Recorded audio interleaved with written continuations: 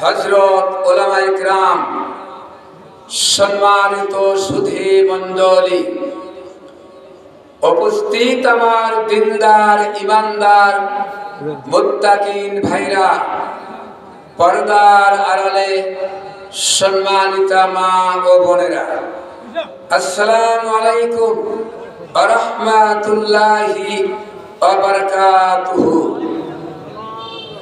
আমরা মহান আল্লাহ রাব্বুল আলামিনের দরবারে শুকরিয়া জ্ঞাপন করেছি যে পরম করুণাময় মহান আল্লাহ তাআলা আমাদেরকে সিরাজগঞ্জ থানাধীন বহরে যুব সমাজ কর্তৃক আয়োজিত ঐতিহাসিক তাফসীরুল কোরআনে কারিমের মাহফিলে আসার, বসার, কোরআন থেকে আলোচনা করা এবং শোনার জন্য তৌফিক দান করেছেন।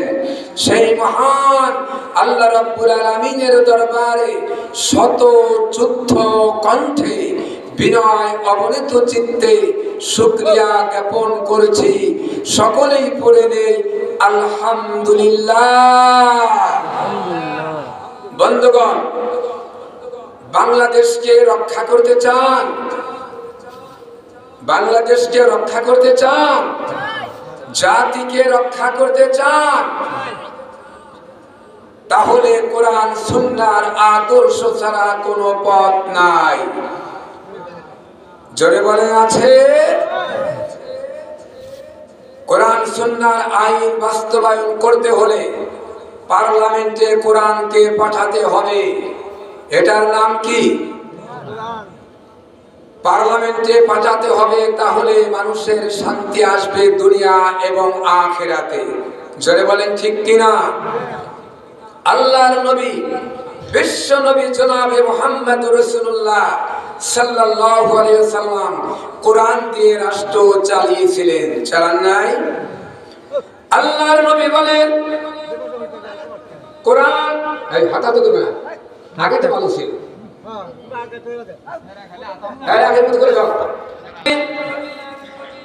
এই কোরআন দিয়া সংবিধান চালু করলেন, চুরি বন্ধ হয়ে গেল, ডাকাতি বন্ধ হয়ে গেল, খুন খারাপ বন্ধ হয়ে গেল, মানুষ না খায় মরে না, খাওয়া পড়া, শিক্ষা, চিকিৎসার, বাসস্থানের গ্যারান্টি সবার জন্য হয়ে গেল, ঠিক কিনা?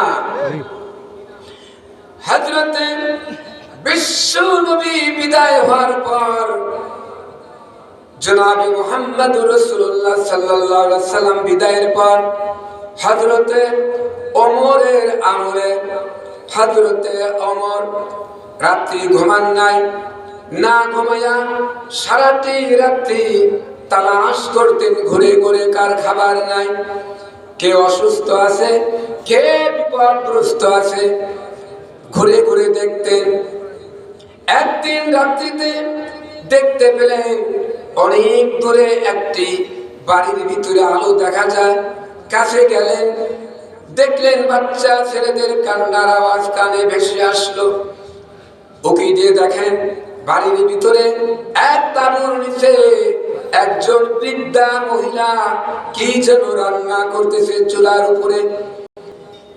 হযরতে ওমর চলে গিয়ে বললেন, হে বৃদ্ধা মহিলা, এত রাত্রি পর্যন্ত কেন রান্না করো নাই? এত রাত্রি পর্যন্ত বাচ্চাদের কেন তুমি কষ্ট দিচ্ছ? মহিলা বললেন, হে প্রতীক, আমি আপনাকে চিনি না, আপনি কে? আমার এখানে এলাকা না, আমি স্থানীয় কোনো বাসিন্দা না, বরং আমি অনেক দূর থেকে এসেছি এখানে ভ্রমণ করতে। এসে মারাত্মক বিপদের ভিতরে, দুর্ভিক্ষর ভিতরে পড়ে গেছে আমি। এই বাচ্চারা কান্দে, কয়দিন ধরে খাবার নাই, কি দিব? এই জন্য চুলার উপরে খালি হাড়ির ভিতরে পাথর আর পানি দিয়ে জাল করি আর নাড়াচাড়া করি, আর বাচ্চাদের বলি, বাবারা একটু অপেক্ষা কর, কিছুক্ষণ পরে গোশত রান্না হবে, খেতে পারবি। হযরত ওমর বললেন আমার শরীর থরথর করে কেঁপে উঠল। হযরত ওমর দৌড়ে চলে গেলেন বাইতুল মালের কাছে, গিয়ে বললেন আসলাম রে, জলদি চলে আয়, বস্তার ভিতরে আটা তরি তরকারি উঠাইয়া আমার কান্দে উঠাই দে। আমি যে দৃশ্য দেখে আসছি, এখানে যদি এরা না খেয়ে মারা যায়, আল্লাহর আদালতে আমাকে আসামির কাতারে দাঁড় করাবে। হযরত ওমর বললেন তাড়াতাড়ি করে বস্তা কান্দে উঠায় দাও। হযরত ওমর আটার বস্তা কান্দে বহন করে তাঁবুর নিচে গিয়ে বললেন বুড়িমা, এই আটাগুলি নিয়ে ছেলে রুটি বানাও, আর এই ফাঁকে আমি তরকারি কুটে রান্না বান্না করি। তরকারি রান্না হয়ে গেল, রুটি বানানো হয়ে গেল। এমন সময় হযরত ওমর বললেন বুড়িমা, তুমিও কয়েকদিন ধরে অনাহারে আছো, খাও নাই, তুমি এই ফাঁকে খেয়ে নাও, বরং আমি হযরত ওমর বাচ্চাদের খাবার মুখে দিয়ে দেই। বুড়ির চোখের ফালি ফালাইয়া বললেন হে পথিক, আপনি কি আমি জানি না আমাদের এলাকা হযরতে ওমরের মতো বাচ্চা না হইয়া যদি তোমার মতো বাচ্চা হতো, তোমার মতো হতো, তাহলে আজকে কয়দিন ধরে আমাদের কষ্ট করা লাগতো না। বাবা তুমি কে, তোমার পরিচয় কি?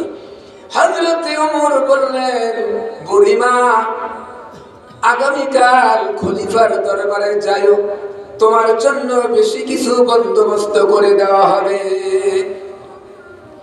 বুড়িমা পরদিন চলে গেলেন খলিফার দরবারে।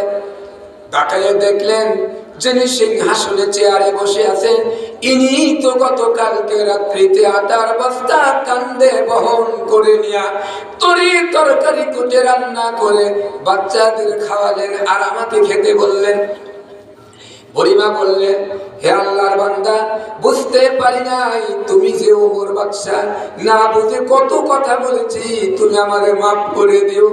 হযরত ওমর বললেন বুড়িমা, উল্টা মাপ চেও না, যেহেতু আমি সময় মতো খোঁজ খবর নিয়ে তোমাদের টাইম মতো খাবার পরিবেশন করতে পারি নাই, তোমরা কষ্ট করেছো, এজন্য হাসরের ময়দানে আমি ওমরকে আসামির কাতারে দাঁড় করাইও না। আল্লাহ নবী রাষ্ট্র চালিয়েছে, হযরত ওমর রাষ্ট্র চালিয়েছে। তেনারা মানুষের কষ্ট দেখেছে, কার খাবার দরকার, কে অসুস্থ, কে বিপদগ্রস্ত, কে ক্ষতিগ্রস্তর মধ্যে আছে, তালাশ করে করে সেখানে সমাধান করতেন। জোরে বলেন ঠিক কিনা? আর সেই জামানার পরে যত জামানায় আসতে, যত দেশে নির্বাচন হচ্ছে, যত দেশে মানুষ প্রেসিডেন্ট হচ্ছে, রাষ্ট্রপতি হচ্ছে, কোন রাষ্ট্রপতি রাত্রি জেগে জেগে বুঝি এভাবে তালাশ করে খাবার পরিবেশন করছে কিনা বলেন? করছে? হযরত ওমরের আমলে অন্য দেশ থেকে জরিপ করার জন্য একজন চলে আসলেন, এসে তার এলাকা বললেন তোমাদের প্রেসিডেন্ট কোথায়? বললেন আমাদের প্রেসিডেন্টের উট হারিয়ে গেছে ওমরের, এই মাত্র দেখলাম উট তালাশ করার জন্য তিনি ছুটে চলছে। চিন্তা করলেন সর্বনাশ, একটা প্রেসিডেন্ট, একটা বাদশা উট হারাইছে, তার লোকজনকে পাঠাই দিলে তালাশ করে খুঁজে আনতো, আর নিজে একাই তালাশ করতে গেছে, সাংঘাতিক ব্যাপার। এদিকে চলে গেছে পৃথিবী তা খোঁজার জন্য। যা দেখেন ওমর, হযরত ওমর তালাশ করতে করতে ক্লান্ত হইয়া একটি মাটির দলা মাথার নিচে দিয়ে শুয়ে ঘুমিয়ে গেছে। ঘুম ভাঙার পরে বললেন আপনি এদেশের প্রেসিডেন্ট? ওমর বলেছি। বলে আপনার এই হাল কেন, এই অবস্থা কেন, আপনি কেন এভাবে একা একা শুয়ে আছেন? আপনি আমাদের দেশের প্রেসিডেন্ট যারা, তাদেরকে সামনে পুলিশ, পিছনে পুলিশ, মাঝখানে পুলিশ পাহারা দিয়া নিয়ে যায়, আর পাহারা দিয়ে নিয়ে যায়, আর আপনি এখানে একা একা পড়ে আছেন। হযরত ওমর, আপনার কি একটু চিন্তাও হয় না?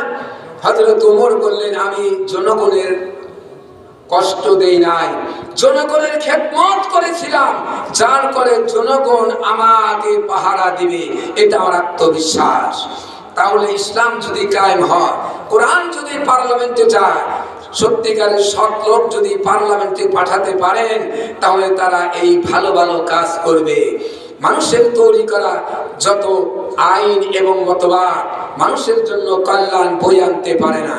মানুষের তৈরি করা মতবাদ সব কুফরি মতবাদ।